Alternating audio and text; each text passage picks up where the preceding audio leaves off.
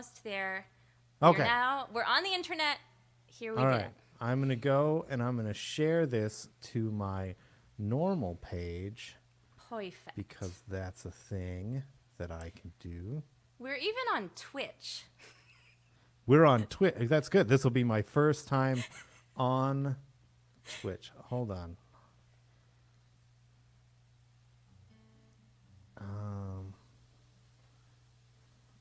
I'm sorry. I'm hearing my own voice and it's freaking me out. Oh, no, don't be sorry. Okay. We got 3 people watching already. These people are on top of things. Well, you know, 5. I'm on top of a chair. Hi, Chris. So I've promised the people, Andrew, that this is going to be a night of hilarity. Oh, okay. Thank you. I appreciate the pressure that you have placed upon me to be funny on cue. That's good. That's how the best friendships are born, I think, with Yeah, intense, maybe. intense humor pressure. Yeah. No, that's good. No. Any kind of pressure, really, I think, is good for friendships. I think so. So I'm here with Andrew Delaney, and I've been laughing for about 45 minutes during our sound check. So at least I had a good time. Yeah, there you go. That's how I'm looking I mean, at you've it. gotten your you know, This is you're really all I satisfied needed. with this whole situation right now. Like, it's not about me. We get it. We understand. I gotta tell you, I don't know what it's like for you guys, but we are like very serious in about social distancing. So I really only interact with my husband and my kids. Uh-huh. And so every time I get a new person to talk to, it's like I cannot stop. Okay. I think I was chatty before, and now it's just like beyond the pale. So Yeah. you can give me like a whoa Nelly if you need to. No, we have like we're been really strict keeping it inside our household for the most part, except for we've had workers in our house because we had we bought a house, we had new flooring installed. It was supposed to take 2 weeks and took a month and a half, and there was a lot going on, and there were a lot of people coming in and out of our house, and we've been yelling at people to wear masks because we live in Texas. And Texans just have to be so difficult about this whole thing. And like people in Massachusetts, like they don't like each other, but they're liberal enough to follow the rules. I really like that. It's funny that you say that, though, because the town that I live in Massachusetts is a very right-wing town. Oh, So what we're town in is this. that? It's Rochester. Okay. I I've told never somebody been. once I lived in Rochester, and they started advertising me as New York. No. But it's a tiny town. There's like 2,000 people here, and it's Okay. a farming community. And Oh, okay. Yeah. so yeah, it's a little different here. I've been around Massachusetts, mostly Boston area, but Pessim. not played Pessim. Well, I did a duet with Kate Clem for one song at Passim via the internet one time. Mostly I'm a Burren guy. Oh yes, And yes, I've played the Me and Thee over in I forgot where that is. Marblehead. Marblehead, yeah. And so, guys, I saw this beverage that Andrew is drinking, and I got so excited because this is a Starbucks beverage with the superior sipping lid. Right, because we don't have Dunkin' Donuts anywhere near here, so we get our coffee from there, from the Starbucks more often. And New England people might get mad at me, but I prefer the Starbucks because I like that lid. Oh, no, I get it. No, it's good. And then it sent us down this rabbit hole about turtles. So I'm just going to warn people watching tonight that we might talk a lot about turtles and recycling. I already want to say a lot of things on that subject, but I'll let Andrew play a song first. Do you have a song about the Starbucks lid? No, I don't. I would not. It's just so like pleasing and aesthetically. I mean, it's good that it exists. Oh my goodness gracious! All right, I'm gonna send it over to you. Yeah, I don't know why I didn't just pick. Oh, this will be the first song that you play, Andrew. Why don't you do that? So who does that? I never know. yeah, I'll just do something ridiculous. I'm known as a funny songwriter, but not a songwriter who writes funny songs. If that makes any sense. I get you. I usually just end up on the side of like strange. This song's called Napoleon. It involves Napoleon.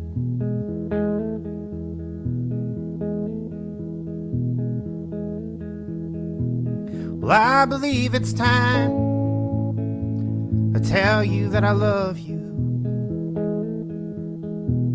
Though my frazzled nerves, they have failed me in the past. And subtlety, well, it ain't working like I want it to. But I can make another stupid joke. Yeah, let's go with that. And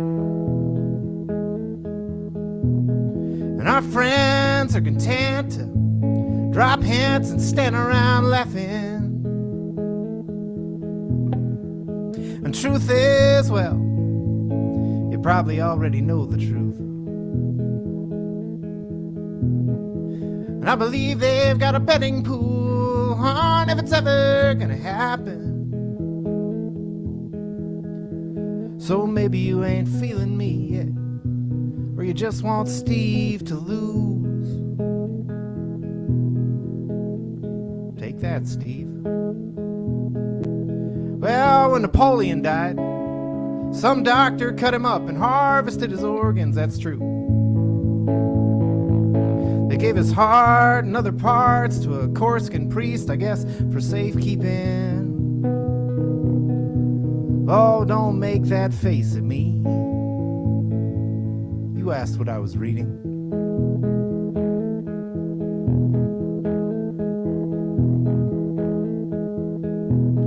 Now there's this poem I admire. It's called Tactics and Strategy. And I've liked it a long, long time, but never shared it with anyone. And I mean no disrespect to Mario Benedetti. It's just that last line never sat right with me, so I'm trying to write my own. So Napoleon's mummified penis was sold at an auction to a urologist in New Jersey. That's also true. And given what it was, you'd have thought it'd bring in a little bit more money. Well, this world has never made much sense to me. I don't suppose it'll start now, but I believe it's time I tell you that I love you. Oh, I believe it's time.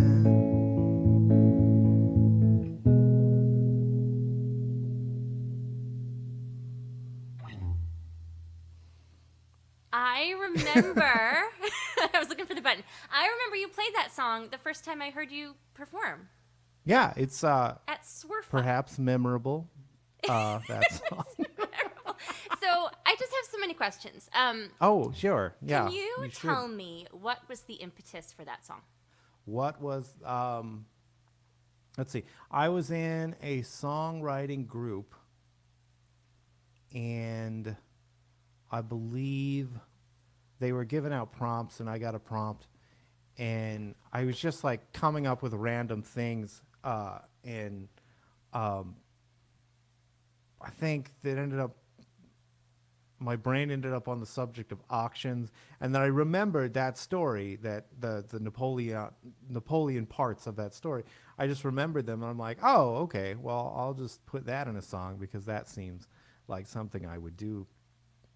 And I don't know, it just sort of grew organically out of having a conversation with somebody about that subject. And I was like, okay, well, I read a lot of conversational songs, and so I wanted to just, I mean, it's not that I set out to write anything like that. I just You just did. yeah, it just happens. There's a lot of things rattling around in here, and so when I start writing, I don't know what of those things is going to fall out, but it does happen. Well, I liked how you tied those things together, and we were saying like to choose your song before you're gonna go play it, and I'm thinking, what will I play next? Because at the beginning it sounded like a relationship, like, do you like me, do you not like me type thing. Oh yeah, it definitely is. Yeah.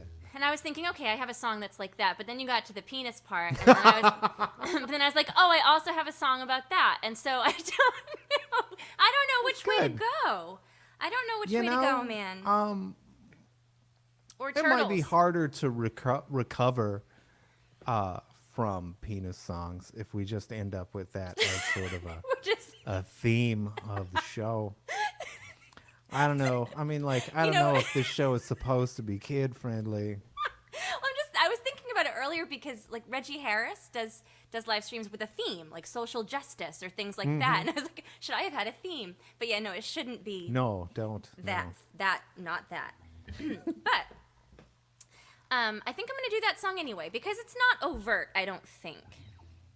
I don't think it's overt. I'll just try it and we'll see. Mine is overt, I understand. But that's just because I'm not brave. Which was something I wanted to talk to you about later. Put a pin in that. Okay. My song.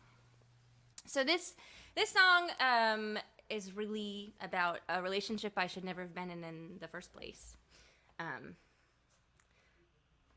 The mirror behind you is not always the wisest thing to do, but that's okay. I'll just and I gotta remember to put my banner up. Boom. And I want to say hi to Ken Stahl and Chip, and I agree, Ken, that was a great song.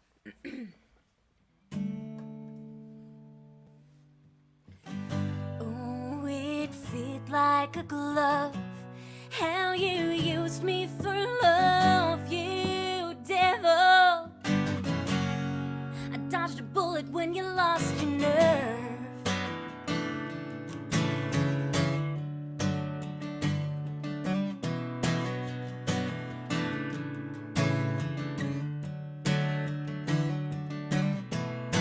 I'm better than a midnight ride.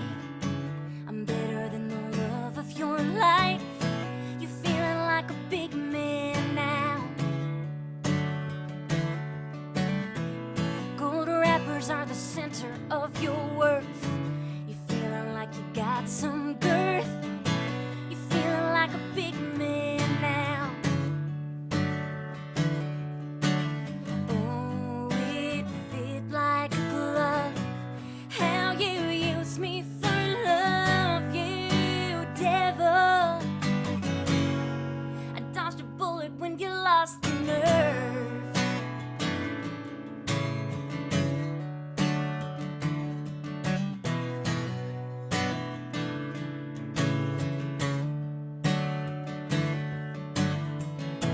You took me to the woods for a while. You made me feel like flying. You're feeling like a big man now. You took your time and used me. Did it feel like a movie? You're feeling like a big man now. Oh, it fit like a glove. How you used me for love, you devil. I dodged a bullet when you lost your nerve.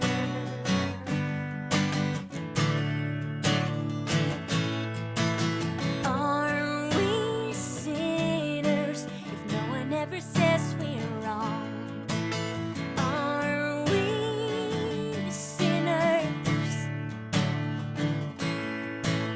Are we sinners if no one ever says we're wrong?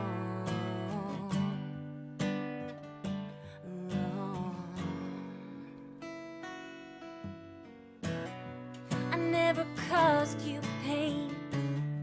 I never cursed your name. You're feeling like a big man now.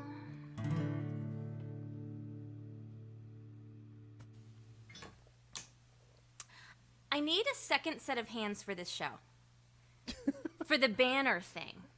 Oh. You know, to like remember to do them and rotate them and blah de blah. So you mentioned earlier that you're a big turtle guy. And I think Yes, in description, that is a fair description of me. I am a big turtle guy. You could So- look at me and be like, "That's a big turtle guy right there." I bet if he fell on his back, he would not be able to get up. Oh my goodness. Hey, thank you, Ken. So I live right near Cape Cod, and we have a sea turtle rescue place nearby, which I like desperately wanted to work at, and the closest I could get to it was like doing benefit concerts for them to give them money. And so the things that I think I can do to help turtles are like go look for cold stunned sea turtles on the Cape Cod seashore, and also not use straws, which you is go. why I like the Starbucks lid. Yeah. But like converting 3 teenagers to not using straws has been a big struggle for me. I think a lot of parents have different struggles. For us, it's just like recycling. It's like a passion of mine. My state has that problem, so there you go. There's millions of us, and nobody cares. Nobody cares about anything. Oh, but everyone's so nice. In Texas. Yeah, that's the thing. That's the thing. Like, I think Texans are outwardly nice. I feel like we're very welcoming and we're very nice, but like, as a civilization, we are not the most altruistic people. Whereas like I go to New England and like it's sort of the opposite. Like everybody has the big picture in mind, but like fuck you specifically. It's so And I'm sorry if the F word is not a thing that I'm allowed to say on your show. You can. You can. I want to curse more than I do, but that's just.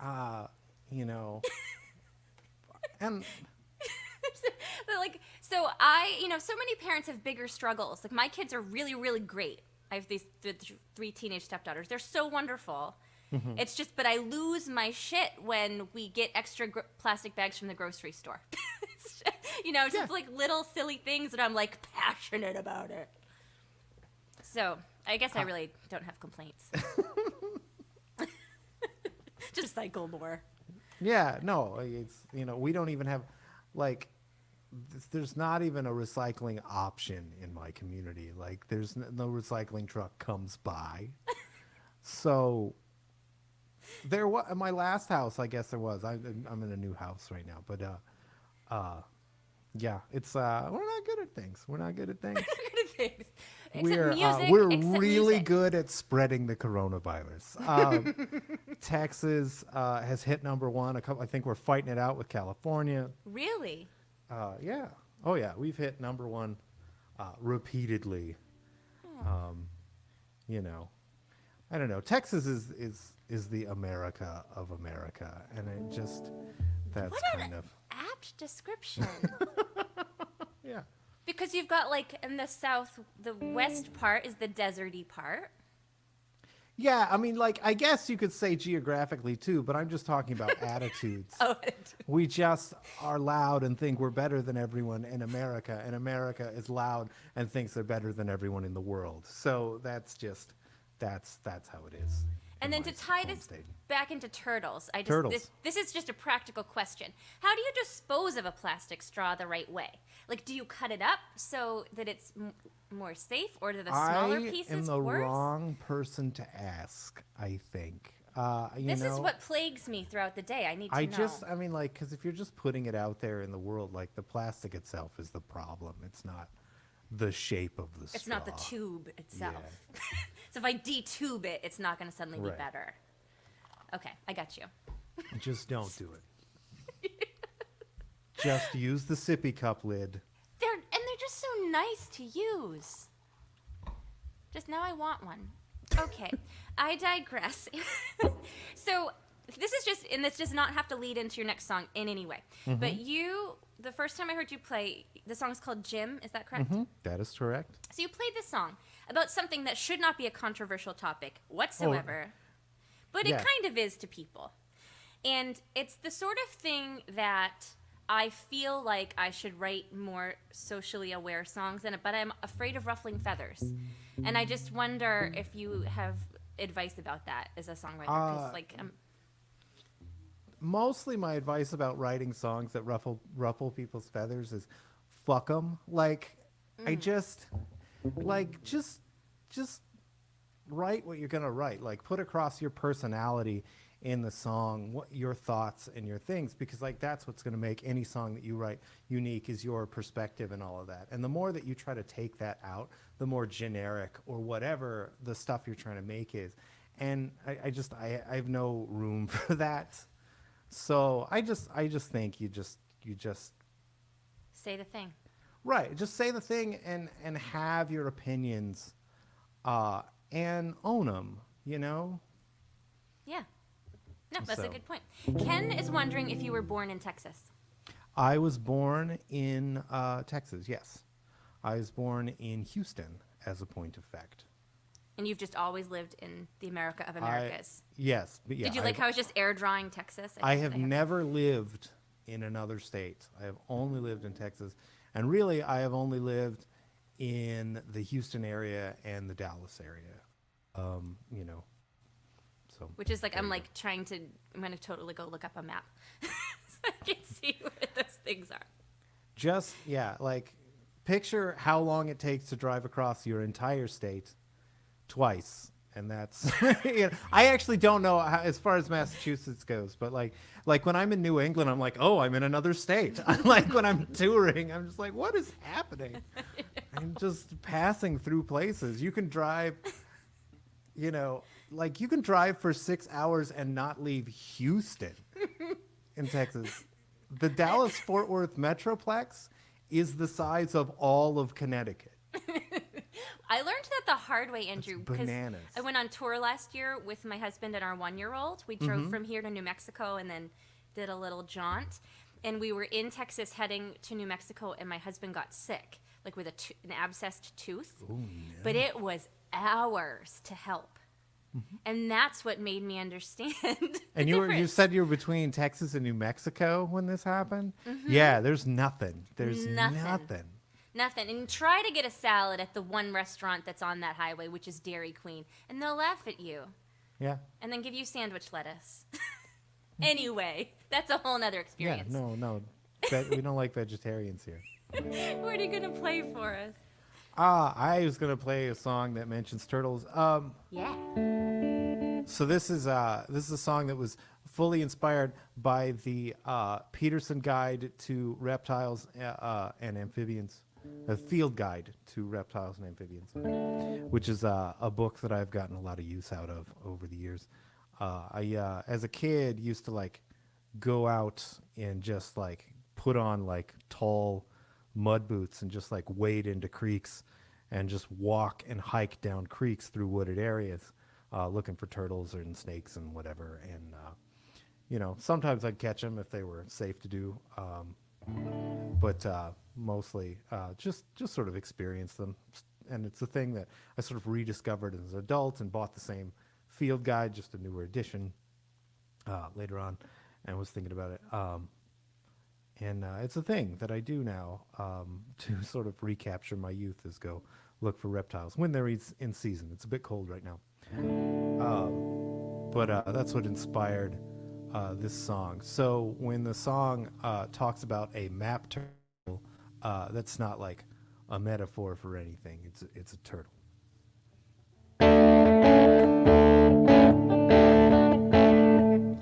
Hold on, sorry. Guitar is making a strange noise.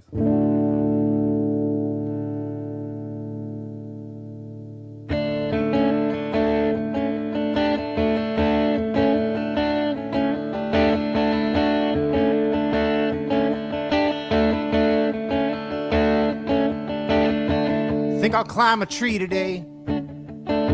Go out and buy myself a single serving of birthday cake and text you a picture of a turtle I saw. I've been growing up a long time, but it never seems to take. I got no guidebook for living in an angry world. Got no guidebook for being a good man, but I got this guidebook. Tells me that's a map turtle, and I think I'm gonna follow it, see if there's treasure at the end. Ooh, sing a little nonsense and search it for meaning. Ooh, love's the answer, but I forgot what you asked. Ooh, Oh, sing a little nonsense and search it for meaning. Oh, love is the answer, but I forgot.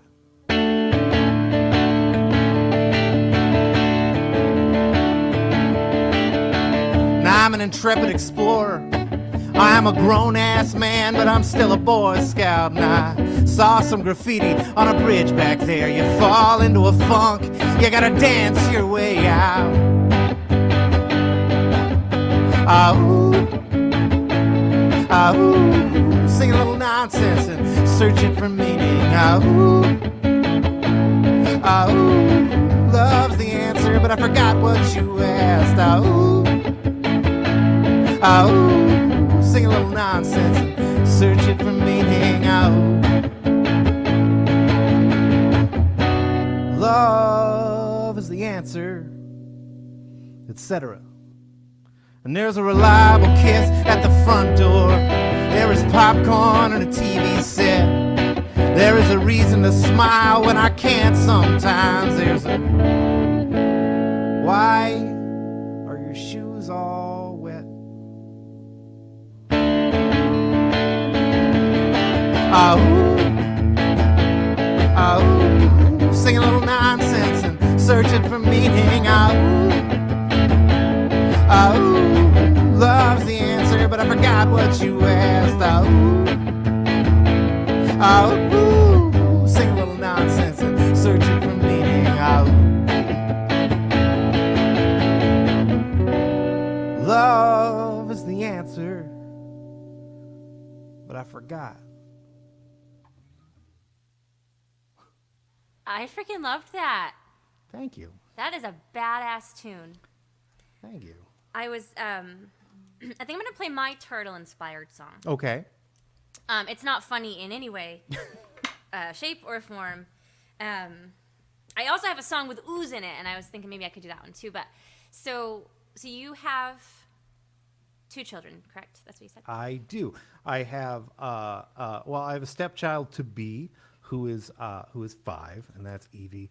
And then I have my daughter Anna, who is 19, and So you've got the gamut like we do. yeah, oh yeah, just totally different experiences between those two.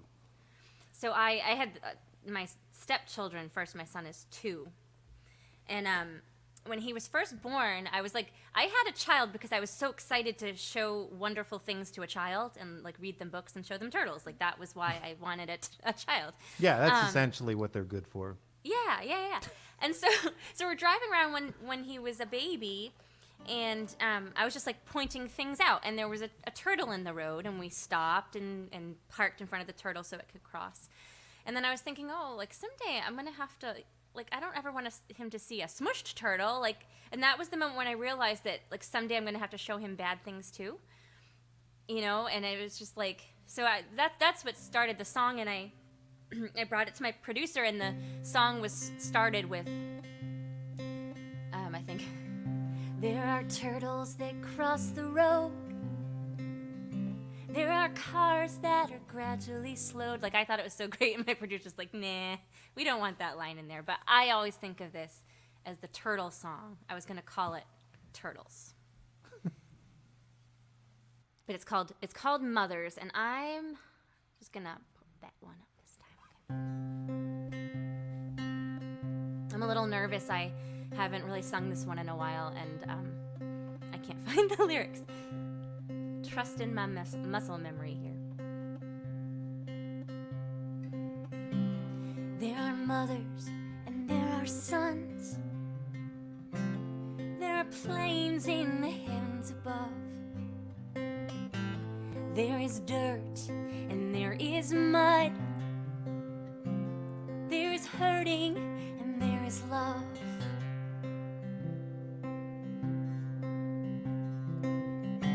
Just a flash across the road. Hearts racing as the car is slowed. There is life in every leaf, and there is blood inside of me.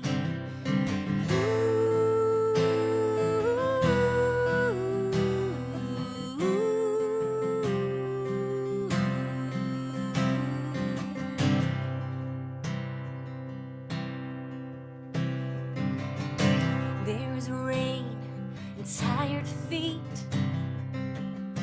babies crying in the desert heat, and mama sings while mama cries the last of her sweet lullabies.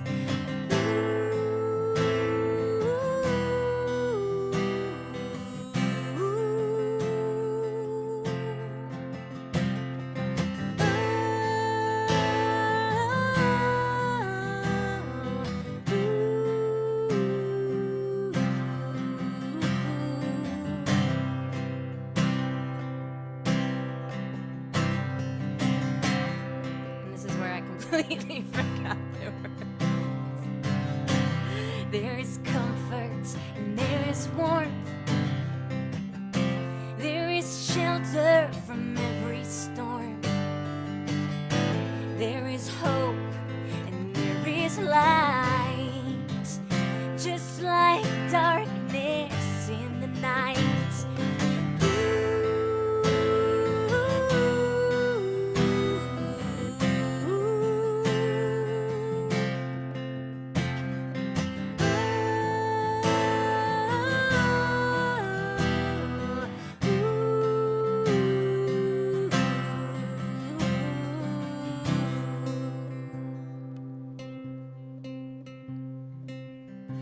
There are mothers and there are sons. There are flowers and there are guns. While we smile, somebody sighs. My darling, open your eyes.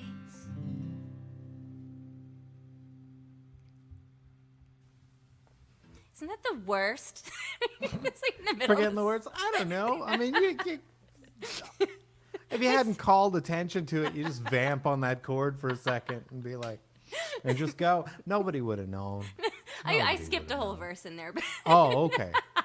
But there is a video with all of the lyrics in it, and my son is in it, and we have a sign language interpreter. It's really lovely. Nice. So that's been like one of the frustrating things this past year is the muscle memory of songs is gone. It's gone, and it's just funny like how you think you can go depend on that. Like, I know this song, of course I do, and then it's just right. Yeah, I went almost 3 months without picking up a guitar at some point during this whole thing.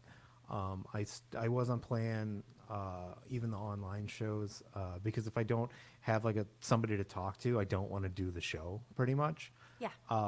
You know, if I'm not interacting with somebody, I like if I'm just trying to emote into a camera, it just is infuriating to me. So I just didn't do anything. And then Kate Clem wanted to do a show, like a Christmas something or other, and so we did. And I was like, oh, okay, well, it's fun if I can do that. So you went a long stretch without till Christmas time. Yeah, I mean, like I did a couple of them in the spring and summer, and then I just quit. Thank you, Ken. But yeah. Yeah, it was really weird in the beginning doing them, and like it was just like learning a whole new skill. It's not the same skill as singing to an audience, right? Especially when it's just you. And I've done online shows before, and I didn't like them then either. So like to just be like, oh, this is the only option now for X amount of months, it's like, not been great. But you know, when I started doing song swaps, that's been better and gives me a reason and excuse to like hang out with my friends too. So 100%. Yeah. I think for me in the very beginning, I didn't really play. I was just so depressed because I was going to be on tour all of 2020. Yeah. And so I spent the first couple of months studying to take the GRE so I could go do a different career because I was like, give up on this. And then I quickly realized I would fail that GRE no matter how many times I took it because I can't do math. And then that was like really I don't depressing. even know what the GRE is. So a lot of master's degree programs require it. And it's like geometry, and I didn't even look at the English part because I figured I'd be good at that. But like there were weeks where I was just like weeping because I don't know math. Interesting. Yeah, it was, and now I'm cool and I'm back to doing this, but I was just, it was a weird time, man. Yeah. Oh, absolutely. Thankfully, I must remain a musician because I have no other skills. I was gonna ask you, is musicking your full-time gig? Yeah, it is. Like there's in November and December, end of November through December, most years, not this year, but many years prior to that, I own and operate a business which takes kids' photos with Santa Claus. I saw pictures. Yeah, so I did that, and that has been like winter is like always a terrible time to tour, so like it was such a good gig to fall into. My mom used to run it and own it, but I ended up taking it over, and so like I hang out with kids dealing with Santa Claus for 2 months out of the year or whatever. And that's fun. But so that, and then I taught at University of Texas Arlington also. That's But pretty impressive. I did recently just quit that job. So What were you teaching? I was teaching songwriting and some like music professional type courses, just on trying to do this as a full-time thing, because mostly I'm doing this as a full-time thing. So I'm thankful that my fiance has been able to work uninterrupted during this whole thing, because I haven't been making a lot of money at all. You don't make a lot of money getting tips on live streams? No, not really. No. Just joking. It's not. It's not my my target audience. I think they can sense my disdain for the medium. I wasn't but- getting that at all. But yeah. So I quit the teaching job because they were like, well, it's about time to come back and to the classroom, and I'm like, I disagree. But also, when it does come time to tour again, I do better as a touring artist than I do, I mean, even pay-wise as a teacher. And so, like, my class schedule was getting in the way of my actual job. So I was, like, teaching as a hobby, which I'm like, I'm great. It's a good problem to have. It's a good problem to have. But for about 5 years, I worked for UTA, and now I don't anymore. So. That's so. I love learning about other people.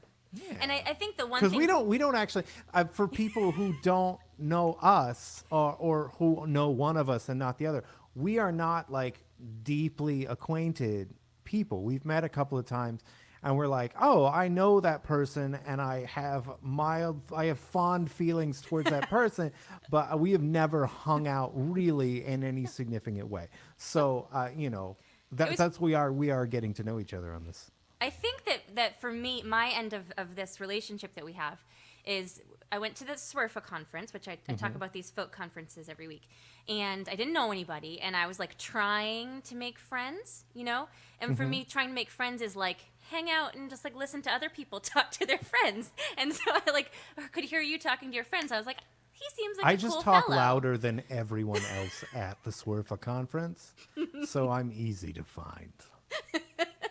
And it just happened, like you were always where I was walking, and you were always talking about something that I thought was really funny, or just you were Well, just there really you go. funny, and I liked you. That's my reputation. Also, I kind of scare those people a little bit.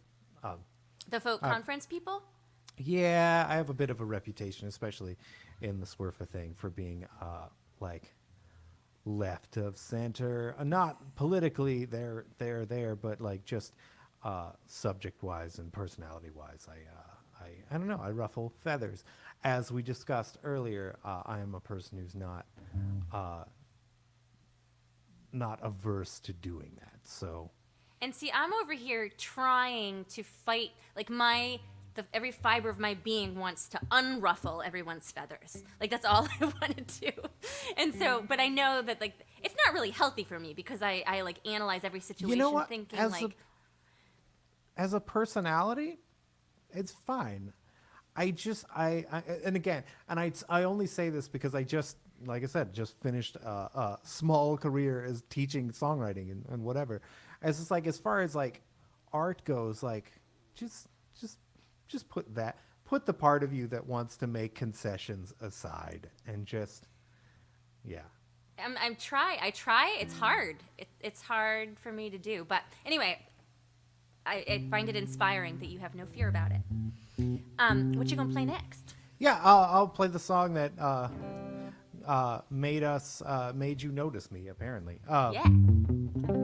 But it's very, very short. So be ready to just jump in with something else at the end of this. This is a children's song that I wrote about something that all children already understand.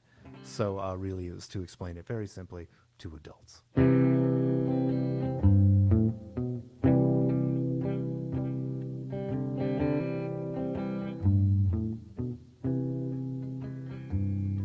Well, if you were named James and you said, call me Jim,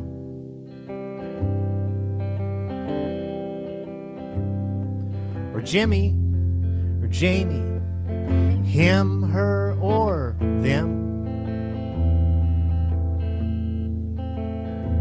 well, I would do it, 'cause you said so, and you know who you are.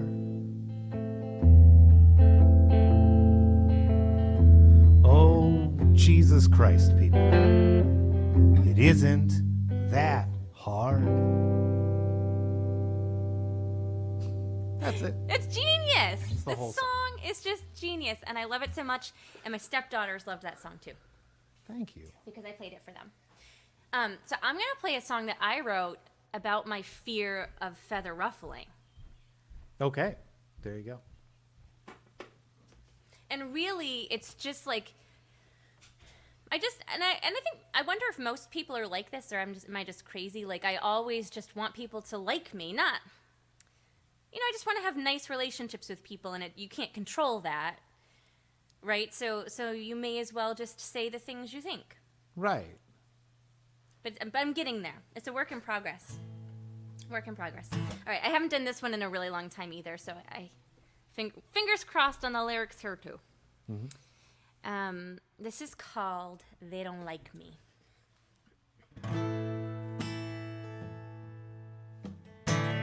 They don't like me. I hear the words, just speak your truth. But they won't like me.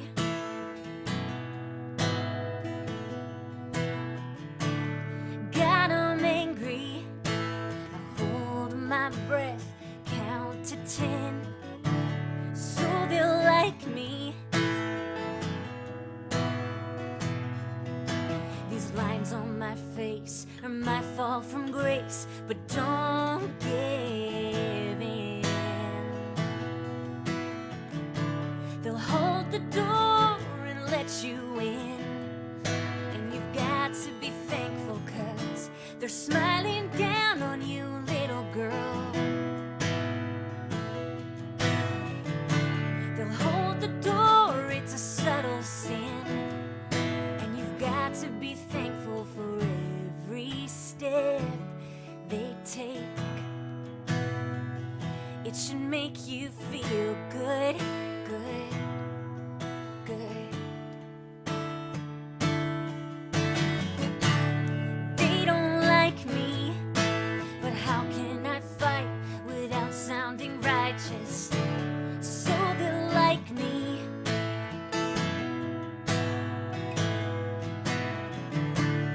Oh, injustice, got to find a way, some calm words to say that we don't like it. These lines on my face are my fall from grace, but don't give in.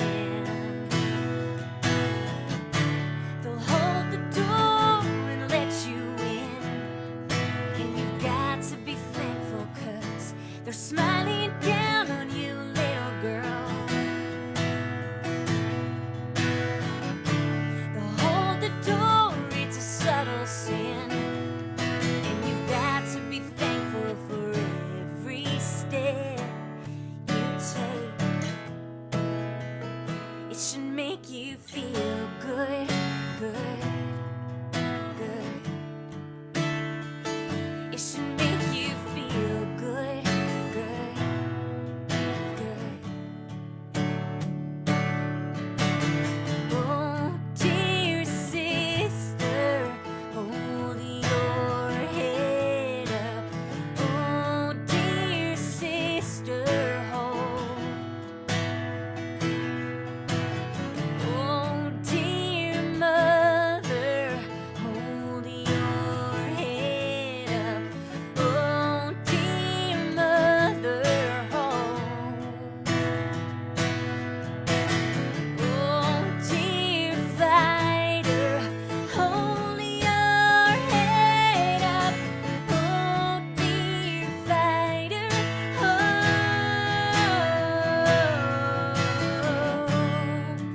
the door and let you in. And you've got to be thankful 'cause they're smiling down on you, little girl. They'll hold the door, it's a subtle sin.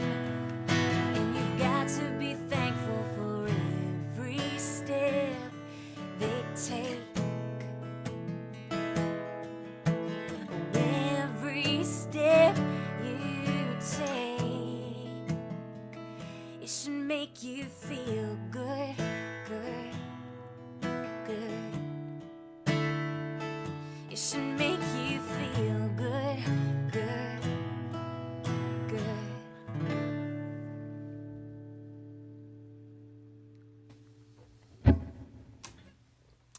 It was just brought to my attention that there are people commenting on the Starbucks lid, but they're commenting on my personal page, and we can't see those comments here. Oh no. So if you have important things to say about straws and Starbucks lids or turtles, you got to do it on the on our pro pages, if that makes sense, or on Twitch. That's fine too. We can see that. I don't Yeah. understand Twitch. I don't know. I don't either. I have some Twitches. I haven't used the service. Somebody warned me. They're like, maybe you shouldn't stream to Twitch because people like play video games in their bikinis on there, and it's. I don't know. Yeah, no, that seems like my people. You know, that's what I'm not sure too. who wants to watch me play video games in a bikini, but I'm not saying that I wouldn't do it. And it might be a whole untapped audience. I think it could make the difference. I'm actually segue. I'm actually for my CD release because again I hate doing online shows. I have CD release. The CD itself will come out on February 19th. It's called The Villain Is Right. We should be talking more about this. Tell us more about this. It's the album that I made over the summer via all of this technology. Had a live drummer and stuff who was in Austin while I was working on stuff here. It was interesting, like having all of that beamed around and everywhere. Justin Farron produced it. I don't know if you're familiar with Justin Farron. I saw him at Swerfa also. He sings really fast. He can do a lot of things. He's very talented, but he's a fantastic songwriter, one of the best I've ever known. And also he's a great producer. So we hooked up on this project, like mailing stuff back and forth to each other, producing this record together. And it's all, ready to come out. But instead of doing a traditional, like, I'm going to play songs for you, because I don't know, I just feel like people get taxed of that format after a while. I just told people it was a joke at first and now I have to do it. But I told people I was just going to play the record in the background while I beat Super Mario World. So that seems like it's made for Twitch. Yeah, it might be, but I think I'm going to do it on Facebook because I know how that works. And I'm very good at Super Mario World. And actually, I'm definitely going to beat it before the record is over. So we'll see what happens after that. But now, is this the last video game I played was Super Mario Galaxy on my Wii in 2008? This is a Super Nintendo game from 1994. maybe 92, maybe. So it's the old school Yeah, that yeah, I yeah. would understand. Yeah. So yeah. We have a Super Nintendo, so that is what I will be playing on, and that is what I will do for my CD release. I'll just have the record on, and you can watch me play Super Mario World very, very fast. You could have, no, maybe that's not legal. I was going to say, people could bet on like how quickly you will beat the game. Yeah. But maybe that's not legal to do. I don't know. I think it is if you don't tell anyone what's happening. But I don't know, Facebook might take the video down. I have no idea. And I wanted to ask you too. So Justin produced your record, but you produced for other people. I do. And you have numerous other albums on your Bandcamp. I do. This will be my album coming out is actually my 10th full length.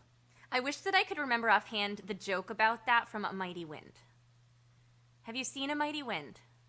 I have, but I don't remember a joke about.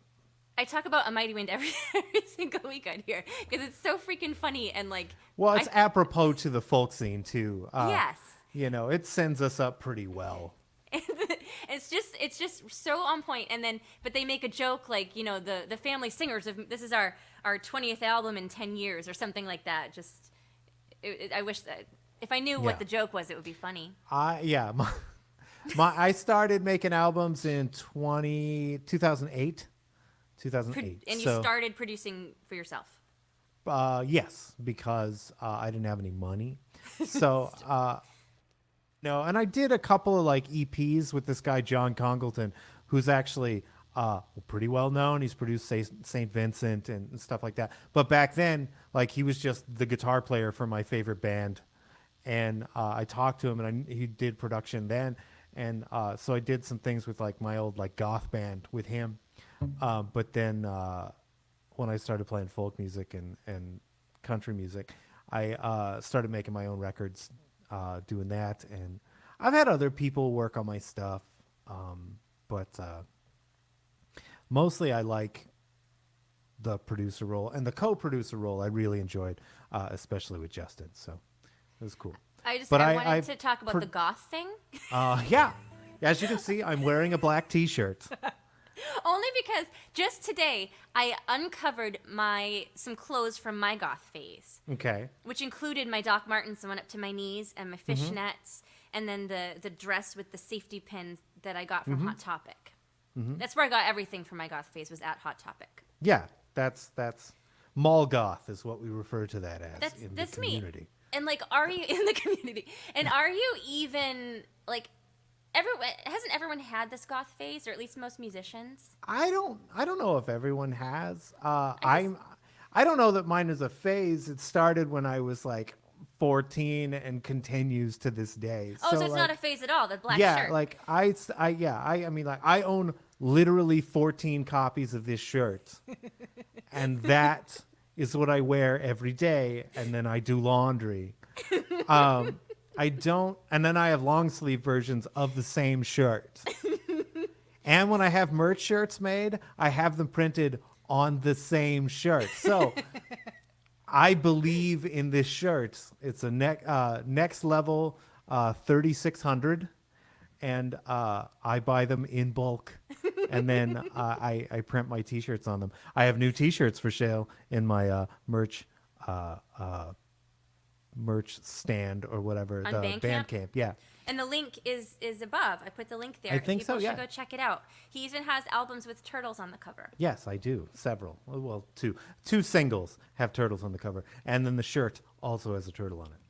I think I need one of those. I do too. It's your turn, right? It's your turn. It is my turn. We're talking a lot on this thing. Trying to think. I'm going to do this on. This is, I said earlier that I sort of try to write songs as conversations. And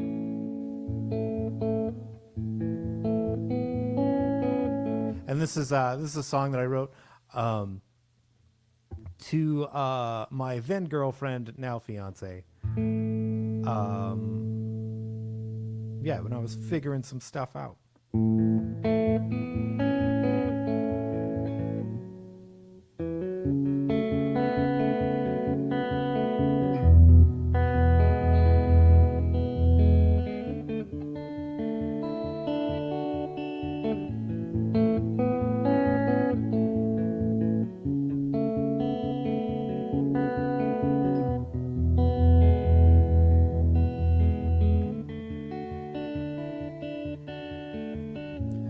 Let me draw you a picture. A little box house and a couple stick figures. Shining sun up there in the corner, smiling with the face of God. Blue skies all around, big red flowers in the ground, yeah. They bloom and they tower above all that's simple and happy and comfort and love. And this one's me, and I think that's you. The details aren't clear, but it feels like it's true. It feels like it's true.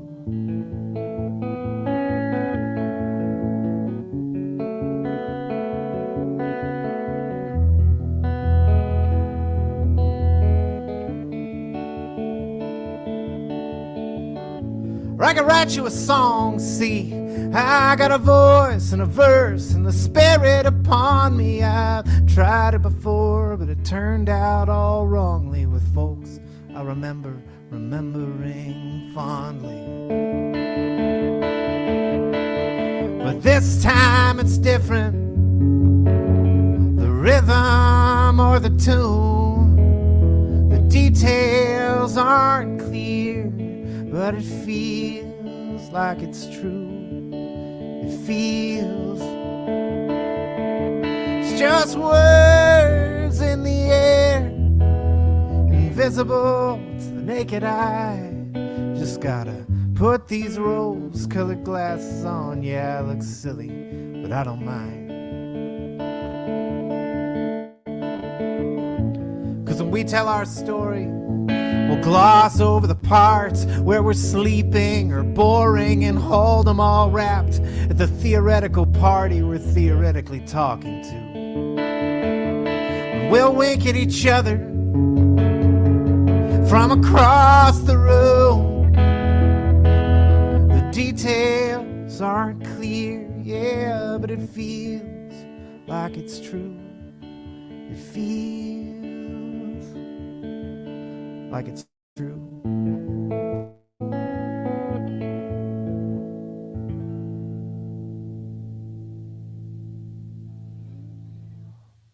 That song made me do like a, that was great. Thanks. That's the best reaction anybody can ever give to a song. Just, In a song swap, yeah. You just when there's an audible like during the thing, or when they actually tell you they hate you at the end of the song. Has that happened? As my friends are wont to do. Yes, absolutely. To me, yeah, and I've done it to people. So there you go. As a joke. Yeah, no. It's an ironic use of it. It's okay, like, okay. I hate you for having written that because now I can't. That thing, you know? Yeah. Or for me, it's always like, how in the hell do I follow that song? Let me talk a lot as I stall so that people can forget how great that song was. Yeah. I mean, like, that's a problem in song swaps is I'm a chatty person. So like, and when I'm doing my show, there's so much storytelling involved that I feel really guilty when I'm in a song swap. And I'm like, let me set up this song for 3 minutes before I play it. And the song is 2 minutes and 45 seconds. Do you do stand-up comedy?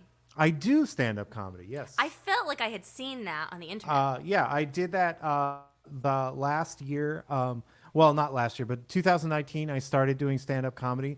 That promptly ended at the beginning of 2020. Okay. Because I could not. It just didn't seem right to go and use a microphone after 40 other people. Yep. At an open mic or whatever. But I did stand up for a little while. Was it terrifying? No. The only thing that's different for me, because I talk so much in my stage show, is like not having this as a shield. Yes. And so like if you sort of learn to like use the mic stand as a shield, as a stand-up. And I did that for a while. I like to tell people now that I was a comedian and now I am a humorist. A humorist being a comedian who does not leave the house. And just type stuff on the internet, and that's what I do. Well, you always humor me when I see your posts. Isn't that so creepy? That's like a weird thing about the world now, is that people we do not know. Oh all man, these things. my old bandmate Bronwyn Higgins, she quit Facebook like 6 months ago or whatever, and so like we were in a text conversation the other day, and she's like, "Oh my God, like we, her and her husband Tony." She's like, "We're pregnant," and I'm like, "It is so wonderful to hear good news from and have not heard it before on the internet." So it was great to like get firsthand good news from somebody. I don't know. Every so often I'm like, maybe I'll quit. Maybe I'll quit the social media. I don't. Please don't. We need you, man. I try to be entertaining on it, but at the same time, like it eats up time that I would want to use writing songs or whatever, That's a frustration that I have because I spend, I'm a mom of a 2-year-old, and so my time to music is limited anyway. And I like to spend it writing or working on my technical aspects of playing. And then I think, like, I should be doing social media, and I should tweet, and I should do, like, but I just don't have time because I'm writing. And Sorry. What do you tweet? I don't even know what to tweet. I don't know. I mostly tweet into the void. So Jay Spencer just mentioned what happened to the zombie musical, because for a short time I was writing a zombie musical. I don't know what happened. It's not going to happen. That's the Never? truth, Jay. It's never gonna happen? No. There's no reason to make it. It died in the very early stages, and unlike its subject matter, will not be returning. So, not gonna happen, Jay. Maybe Jay could take up the mantle of the zombie Hey, yeah, musical. you're welcome to write your own zombie musical, Jay Spencer. So I was gonna play a different song, but we're just talking about like learning things about people on the internet. Mm-hmm. I play this song a lot on this live stream, and I got it. The prompt was from a songwriting group, and the prompt was through the window, and it just got me thinking about how like the internet is this window that we can see into people's lives a little bit, but it's really only the things people want you to see. And I find myself all the time looking at people and being like, oh, look at them, they can fit into pants. I'm so jealous because they have pants, and things like that. And I can't fit into pants, so. Diane says, don't start tweeting. Remain unique. My husband, just as a side note, operates my Twitter account.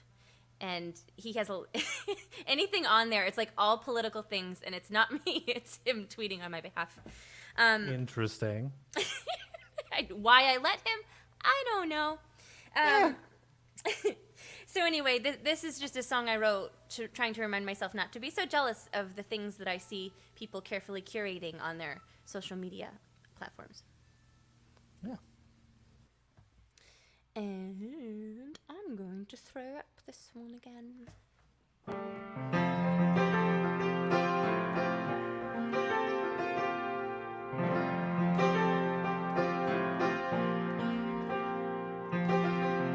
She's so goddamn pretty, I think it hurts sometimes.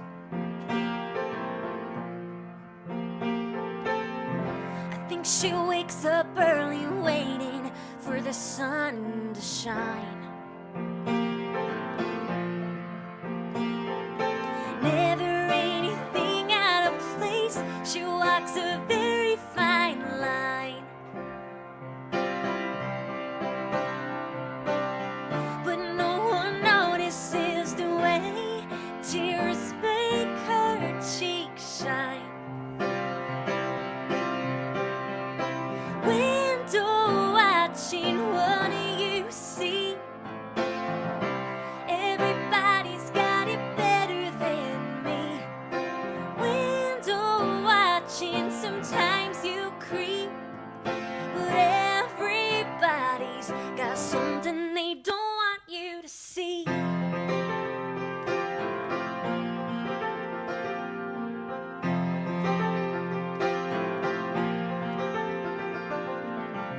They've got it all together, their kids, their jobs, their house, the dog.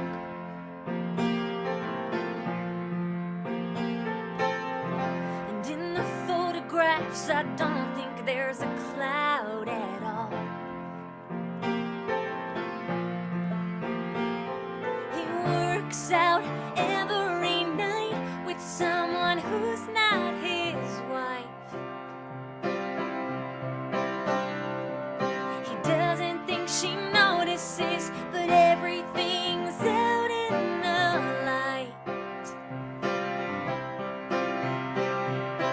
Window watching, what do you see? Everybody's got it better than me. Window watching, sometimes you creep, but everybody's got something they don't want you to see.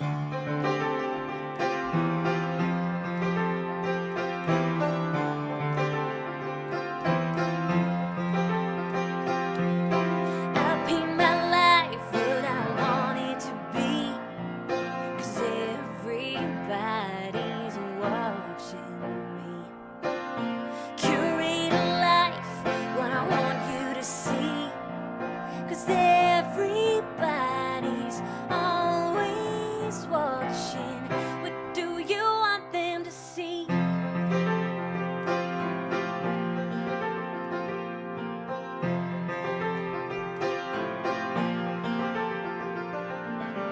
She almost made a move, but everybody said to stick it out.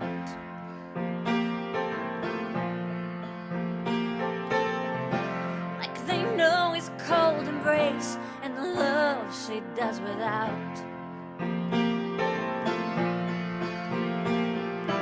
Window watching, what do you see? Everybody's got it better than me.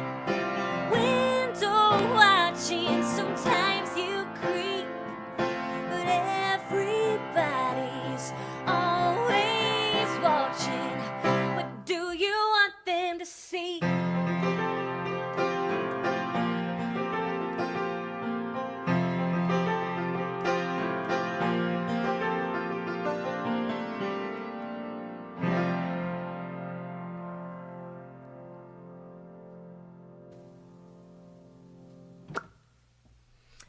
I would be remiss if I did not mention to folks, I know we kind of talked about it earlier, but like this is our full-time job, is making music, which, believe it or not, is not particularly lucrative when we're talking about dollars. So if you have the means to tip us, we will totally accept those tips.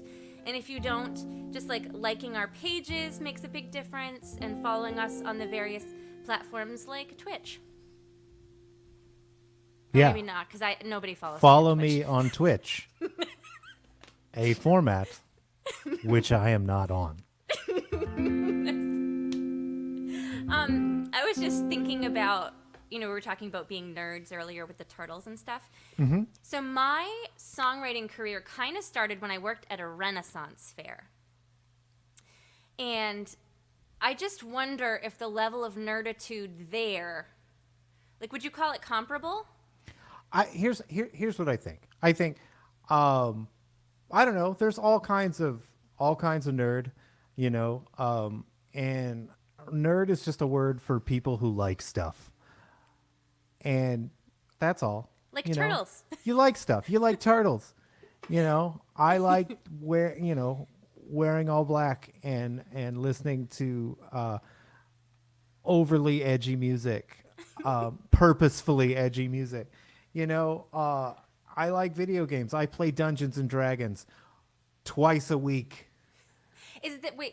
Is Dungeons and Dragons, do you make your character? Yeah. And it's like a role-playing experience with my friends. Like, I've been playing Dungeons and Dragons with one of these groups for 25 years. No. Yeah, absolutely. They've been my friends since I was a teenager. And what is it, a dungeon master? There is a dungeon master. Yeah. It's a whole fantasy role-playing game. I played one time.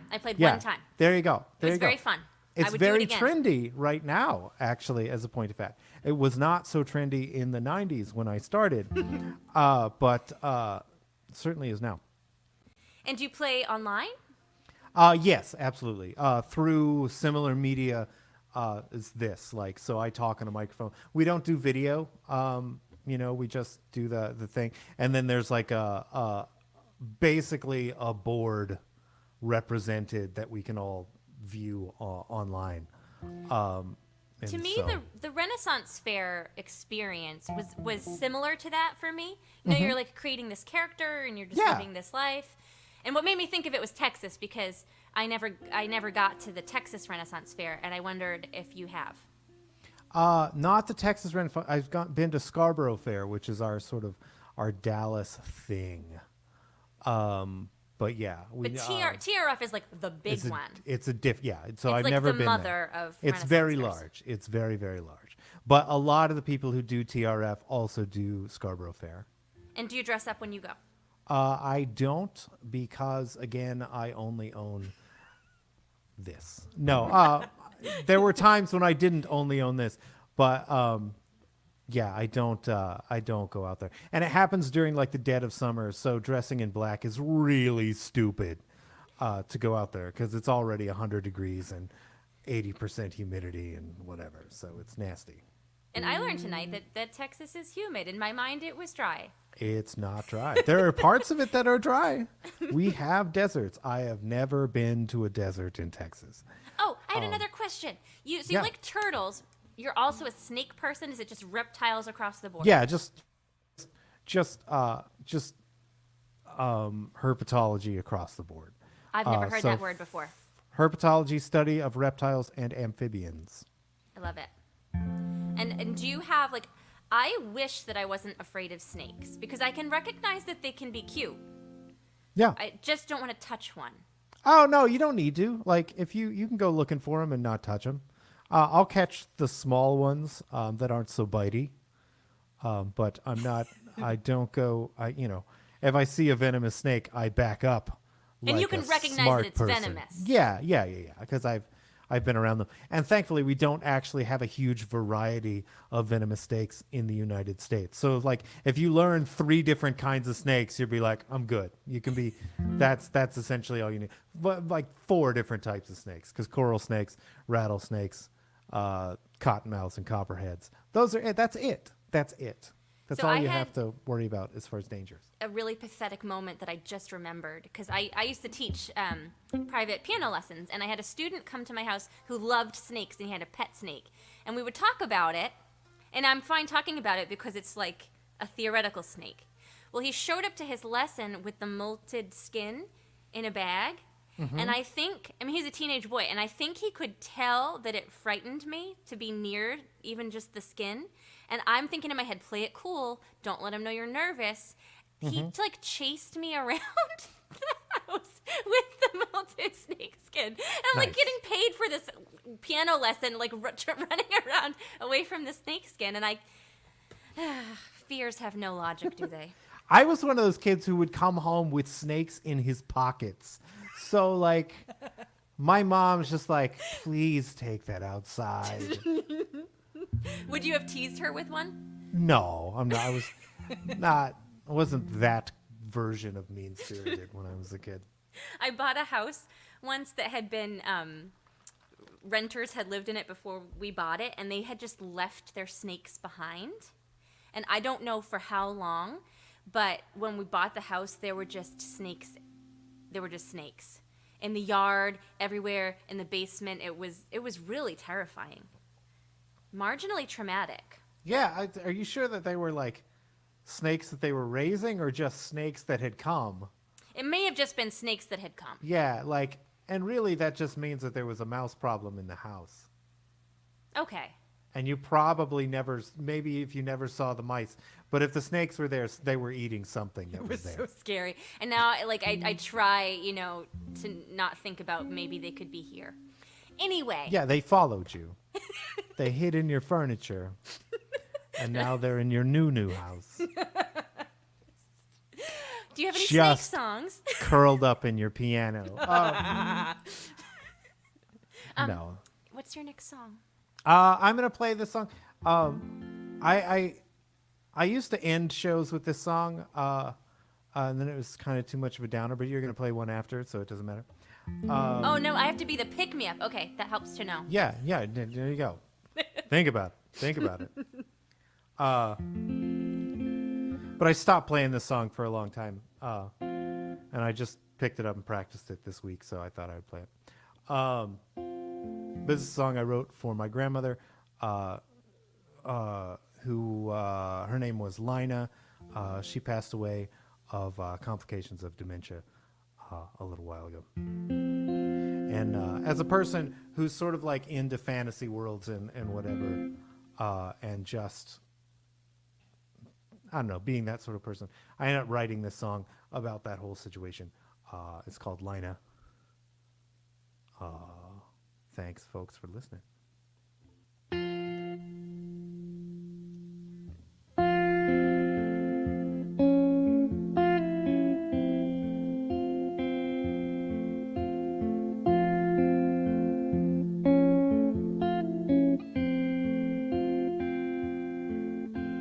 Lina has a time machine, keeps it hidden in her room.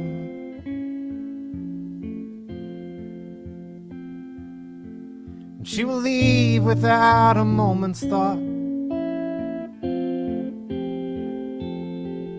never telling anyone.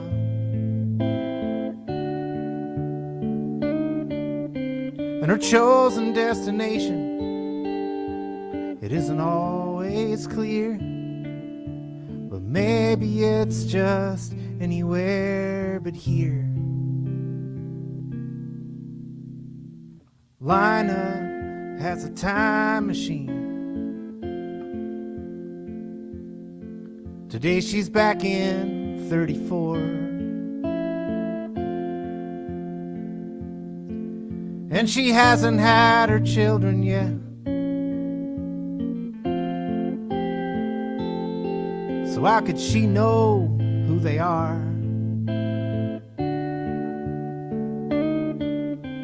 And everyone gets so upset they don't understand a thing about Lina and her time machine.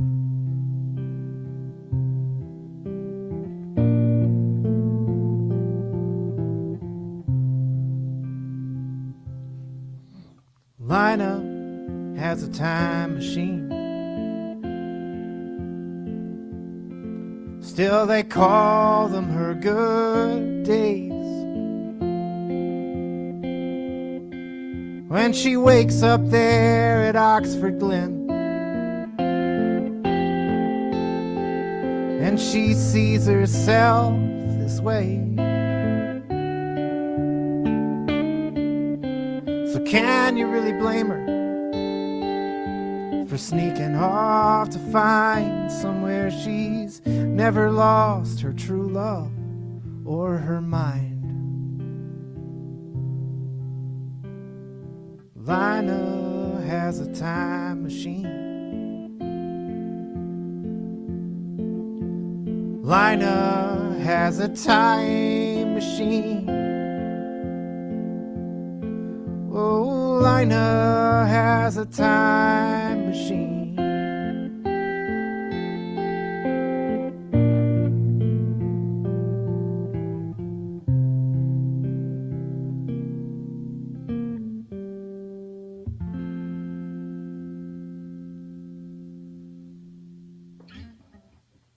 Holy smokes, man. That was beautiful. I was a quick crier before I became a mom, but now it's just really instantaneous. That was beautiful. Thank you. Did the first line just come to you? I don't remember. Like, it's like you tell the story of writing a song, and none of it's really, to me, it's never really magical. Like, I sit down and I'm like messing around with something, and then I'll say something and be like, "Oh, I'm gonna write that." But like, I don't have any memory of how that line came to me or whatever. I just was sitting I do a lot of my writing like sitting on the bathroom floor. Because in every house I had up until this one, the bathroom was like the smallest room in the house.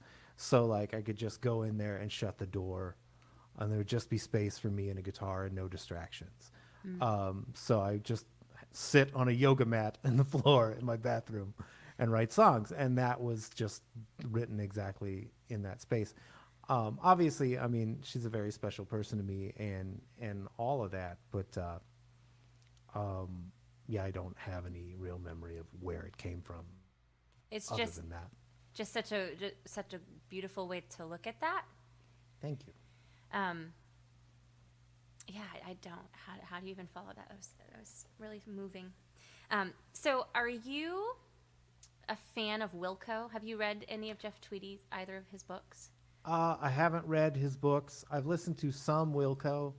My favorite Jeff Tweedy song is actually the one that he wrote for Mavis Staples, "You Are Not Alone." I don't know if I know that. My guitar strap is a Jeff Tweedy guitar strap. Okay. And I had never actually listened to any Wilco, but I was just looking for songs, for books about how other people write songs, because I've only ever done it my way. And one of the things he talks about in that book is just like getting to a place when you're writing where your ego is gone, where like you're not there anymore, you're just in the song. And how like that's really the goal of the songwriting, right? Is to just like get to that place where everything else goes away. And that sounds like the bathroom is that. I don't know if my ego is ever gone. I kind of have like a legendary ego in the scene, so I don't know about that, but like I just try to get all of the distractions away, in order to write, and that's all it is, and also just making an appointment to write. Period. Yes, And you're just not sitting like down waiting and for the yeah. creative window to appear. Right. It's never that. It's never that. It's always like I have office hours and I sit down at night in the morning and drink a coffee and write a song. Yes. And it's okay if it's a shitty song. It's Yeah. just yeah. the Well, writing. it's not okay to me. Usually I'll just throw it out if it starts to be bad. But, You don't see the shitty song through. right. No reason to do that for me. A lot of people like, I have to finish this crappy idea to get to the better idea or whatever. And I'm like, I don't see any reason to do that. I'm just like, you can go. You can go. So I'm I get- judgmental of my own songs, as judgmental as I am about everything else in the world. So, And it's true. Like for me, I'll write a song that I think is good, and I'll feel so good about it for a little while, and then I'm like, okay, I gotta write the next song.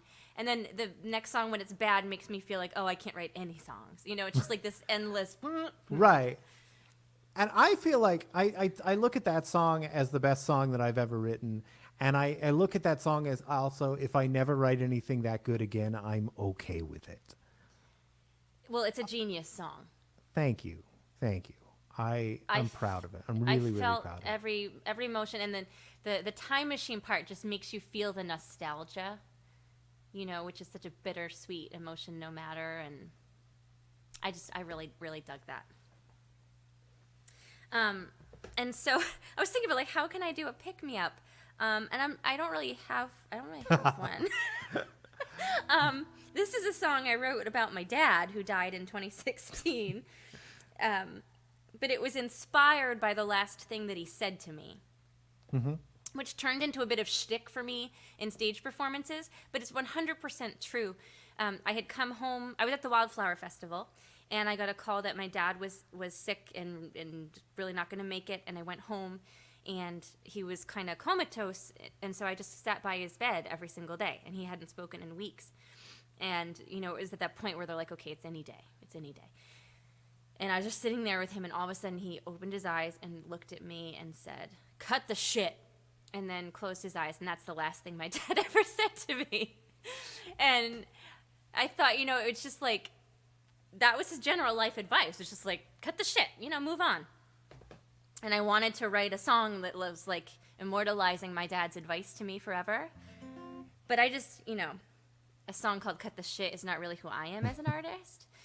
So I made a more flowery interpretation of what I believe that he meant. So this is called Throwing Stones. A little bit, kind of like what Andrew was saying. I don't remember. The song just all kind of came out in one piece in 15 minutes. It just occurred. And it was inspired. My dad we have Irish ancestry, and he used to sing, "It's a long, long way to Tipperary." I don't really know how the actual song goes, but there's an Irish tune called "It's a Long Way to Tipperary." And so that's really what inspired the beginning of this. May God bless you and send you an angel. I'll be looking down from my home. Remember, I always loved you.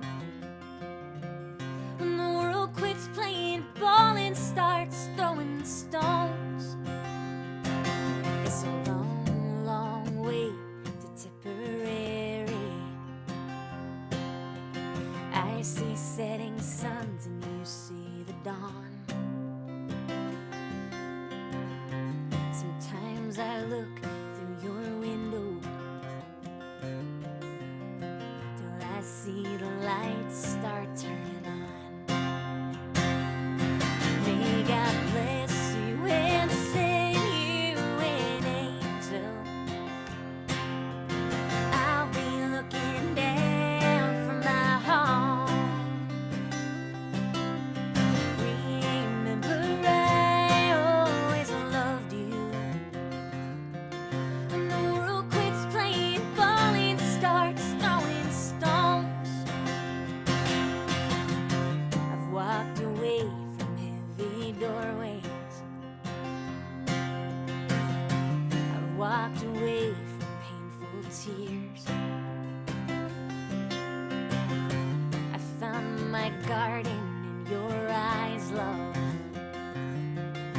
You were my hope and peace throughout the years. May God bless you and send you an angel. I'll be looking down from my home. Remember, I always loved you. When the world quits playing ball and starts throwing stones,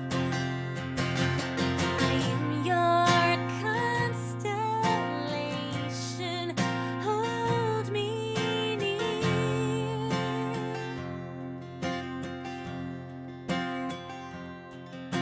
I only hope you know you are my dear.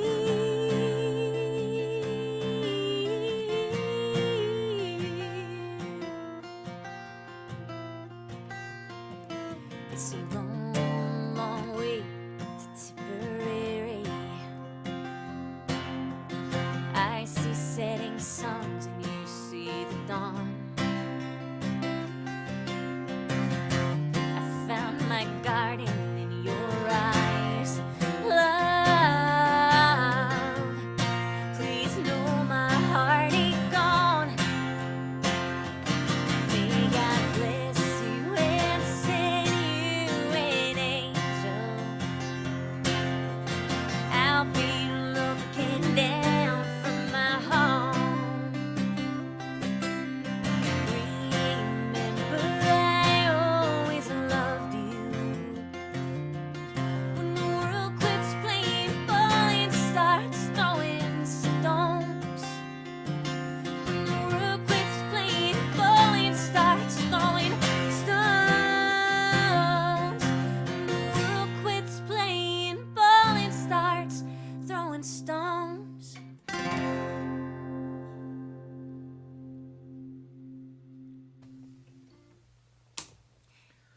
There we go. You are so cool. Thank you. Andrew Delaney, everybody. I just want one more time to throw up these things because you should go to his website, which has a tab also to his store, to the Bandcamp, where you can see the turtles, and you can like his Facebook page. And I don't Where know. there's many pictures of turtles that end up on my Facebook page too, because I catch them and I'm like, here's some turtles. I didn't even mention the turtles that laid their eggs in my yard. in 2020, we could have gone a whole nother way about the turtles because they haven't hatched yet. Anyway, like those things, follow his Facebook page. I don't want to speak for you, but I know for me, when I get like one new like from a person I don't know, it makes my whole day. Yeah, I appreciate it. But also, though, when I get likes from people that I don't know, I often don't accept them. So maybe send me a message to tell me who the hell you are. You know, mostly if you would like to like me, you can like the tip jar. You know. Let me put that here again. It's a clickable link at the top, but tinyurl.com/Andrew Grace. There you go. Yeah, send us dollars. You can also, you have songs on Spotify. I'm going out on a limb. I do. I have some of my material is on Spotify. I forget which albums, but several albums. Is on the Spotify. Time Machine song on Spotify? Lina is the name of that song, and it's on an album called The Escape Artist, which is on Spotify. Yes. So what I usually do is I go through the songs that you played, and then I put them on my Virtual World Tour Spotify playlist. Okay, well, that will be the, that one will be available, and then the Turtle song is called Nonsense, so that one's available. It's not on Spotify, never mind. And then Feels Like It's True is on the Spotify. But otherwise, that stuff is going to be on available on February 19th when the record comes out. I was just about to say, and people should purchase your new record, and they can do that on Bandcamp. They can. There is a pre-order section on Bandcamp for the new record. The Villain Is Right is the name of that record. And folks should go and pre-order that. And my son would like to say goodnight. 1 second.